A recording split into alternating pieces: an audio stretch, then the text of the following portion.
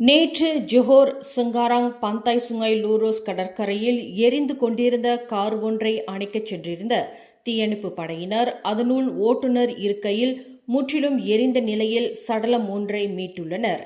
72 வயது மதிக்கத்தக்க அந்நபர் உள்ளூரைச் சேர்ந்தவர் என்பது முதற்கட்ட விசாரணையில் தெரியவந்துள்ளதாக பத்துபஹட் காவல்துறை தலைமை உதவி ஆணையர் ஷாருல் அன்வார் முஷ்டாரட் அப்துல்லாசானி தெரிவித்துள்ளார். திடீர் மரணமாக பதிவு செய்யப்பட்டுள்ள இச்சம்பவம் தொடர்பான மேல் விசாரணைக்காக அச்சடலம் பிரேத பரிசோதனைக்காக அனுப்பப்பட்டுள்ளது.